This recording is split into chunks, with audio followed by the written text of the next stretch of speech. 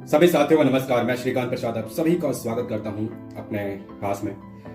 दोस्तों, first video ये मैं शूट कर रहा हूं इस चीज़ के लिए क्योंकि बहुत आप लोग फ़ोन कर रहे हो, मुझे पॉसिबल नहीं है। आज ऑनरेबल झारखंड हाई कोर्ट में सीसीएल के बच्चों का coal India limited, central coalfield limited में जिन बच्चों ने अप्रेंटिसशिप की ट्रेनिंग आज से 2-3 साल पहले या 2022 तक कंप्लीट की थी ट्रेनिंग, तो उन बच्चों ने भी अप्रोच किया था कि सर कोशिश करवाइए कि हम लोगों को भी सीसीएल या तो जॉब पे रखे या तो कुछ बेनिफिट दे उस ट्रेनिंग का जो हमने वहां पर किया है, और क्या ऐसा संभव है।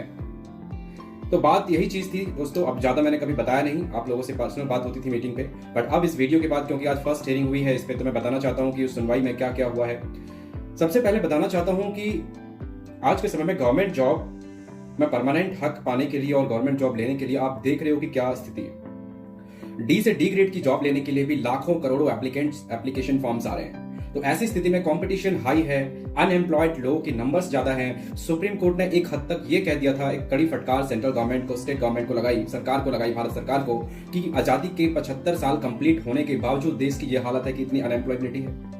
बच्चा, एक व्यक्ति, मतलब एक डिग्निफाइड लाइफ को गेन करने के लिए, सस्टेन करने के लिए उसके पास उतना भी कुछ नहीं है। तो ये सब चीजें हैं। इस चीजों को हटाते हुए बात करते हैं अपने केस में आज क्या हुआ। तो जैसे हम आपको पता है कि इस मैटर का जितना ऑपरेशन, जितना हमने एक्सपर्टाइज है किया हुआ है, अप्रेंटिस एक्ट 1961 का जो एक्ट आप लोगों के बारे में बात करता है, जिसको सुप्रीम कोर्ट ने 1996 में, सुप्रीम कोर्ट ने 1996 में ये बात कही थी। इस एक्ट का पूरा ऑपरेशन किया था और बोला था कि इस ट्रेनिंग का, जो ट्रेनिंग करवा रही है गवर्नमेंट ऑफ इंडिया, ये it should be result oriented. इस ट्रेनिंग का कुछ मकसद होना चाहिए, क्योंकि आदमी टाइम, पैसा और एनर्जी लगा रहा है तो उसको कुछ तो कुछ मिलना चाहिए बेनिफिट। अदरवाइज ये क्यों अपना टाइम, एनर्जी और रिसोर्सेस लगा रहे हैं। तो इसी चीज को कंसीडर करते हुए सुप्रीम कोर्ट ने बहुत सारी चीजें कंसीडर की थी कि ये अप्रेंटिस वाले बच्चे जो होते हैं ऑन जॉब ट्रेनिंग होते हैं, मतलब इनको आप एज अ जॉब में रखते हैं, अपने एस्टेब्लिशमेंट के साथ रखते हैं, ट्रेनिंग कर रहे होते हैं। ट्रेनिंग में वो सारी चीजें सीख जाते हैं जो एक रेगुलर एम्प्लॉय जो है वहां पे करता है। उसी तरीके से आप काम सीख जाते हैं तो आप ऑन जॉब ट्रेनिंग, मतलब ट्रेनी से जॉब पे आ जाते हैं। ये रूल था साल 2014 अप्रेंटिसशिप एक्ट के पहले। जब 2014 में अमेंडमेंट आया सेक्शन 22 में, बोला गया कि अब हर व्यक्ति जो ट्रेनिंग करवाएगा उसकी ड्यूटी है, वो बाउंड है कि उस ट्रेनिंग करने के बाद उस बच्चे के लिए एक रोजगार का अवसर प्रदान करे और इसके लिए रूल, रेगुलेशन, कायदे, कानून बनाए।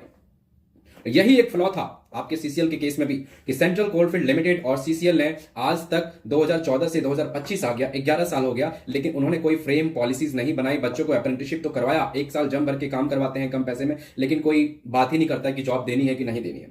उसीलिए आज हाईकोर्ट में हमने ऐसे केस को रखा, प्रेजेंट किया, और केस इतना अच्छा प्रेजेंट था, इतना अच्छा हमने उसको ड्राफ्ट किया था कि एक बार भी ये सवाल नहीं आया जज साहब की तरफ से, कोर्ट की तरफ से, कि आप किस हक से, किस मुंह से, कौन सा मुंह उठा करके आप सरकारी नौकरी मांग रहे हैं। ये जज साहब ने नहीं बोला। क्यों?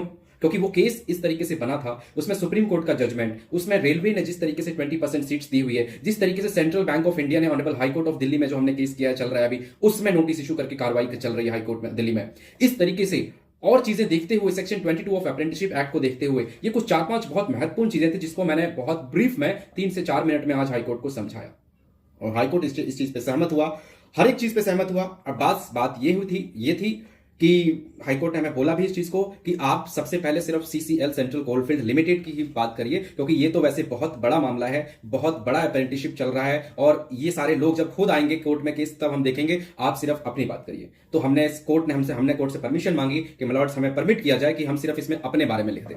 तो वो हमें परमिशन अलाउ हो गई है कोर्ट से, तो बहुत खुशी की बात है। साथ ही साथ कोर्ट ने सीसीएल को और सभी Union of India, ministry of coal को काउंटर एफिडेविट फाइल करने के लिए भी बोला है कि आपका क्या स्टैंड है इन बच्चों के केस के ऊपर। ये जो अपना ट्रेनिंग किया है उसका हक मांग रहे हैं भाई। एक्ट कहता है सेक्शन 22, लॉ कहता है, सुप्रीम कोर्ट कहता है, 3 जजेस बेंच कहती है, तो आप लोग कौन होते हैं इसको मना करने वाले? इस चीज पे आप एफिडेविट फाइल करिए। तो ये आज चीज हुई, बहुत अच्छा हुआ मेरे दोस्तों, मतलब it's more than the expectation. और आपको बताना चाहता हूं कि इस चीज को वीडियो कॉन्फ्रेंसिंग चाहे फिजिकल कॉन्फ्रेंसिंग से कोई फर्क नहीं होता है। आपने देखा होगा मैंने 3 डिवाइसेस से की थी और मैंने अच्छे से उसको मैनेज किया। तो ये कोई चीज नहीं होती है, टाइम सेविंग होता है और बहुत कंफर्टनेस तरीके से वीसी पे हो जाती है, इसलिए। और बहुत बढ़िया हियरिंग हुई आज के दिन में। और मैं क्या बोल सकता हूं, अब है कि सारे डिपार्टमेंट्स यूनियन ऑफ इंडिया, उनको अब जवाब फाइल करना पड़ेगा, उनको बताना पड़ेगा कि आपने क्या बनाए हैं। 2014 से 2024 आगे आपने क्या रूल बनाए हैं, और रूल नहीं बनाए हैं तो आप बनाइए और रूल बनाइए, बाद में पहले इन बच्चों को आप कुछ सेटलमेंट करिए। ये हमारे उस पूरे केस में भी लिखा हुआ है। इसीलिए साथियों, और दूसरी इंपॉर्टेंट मैं बात करना चाहता हूं यहाँ पे पिटिशनर्स का जो 218 बच्चे हैं। देखो 218 के 218 एक साथ में हम पिटिशनर नहीं बना सकते। बना तो सकते हैं, कोई ऑब्लिगेशन कुछ में मना नहीं है, लेकिन कुछ एक एडवांस चीजें हैं, टेक्निकल पॉइंट है, जिसको सोच समझ करके काफी मैंने ये चीज किया है, कम बच्चे पिटिशनर्स बनाए हैं। इसलिए चिंता ना करें, उन सभी को ऐड किया जाएगा, एक बार इसमें फैसला हो जाएगा, तो आप इसमें चिंता ना करें। और धन्यवाद।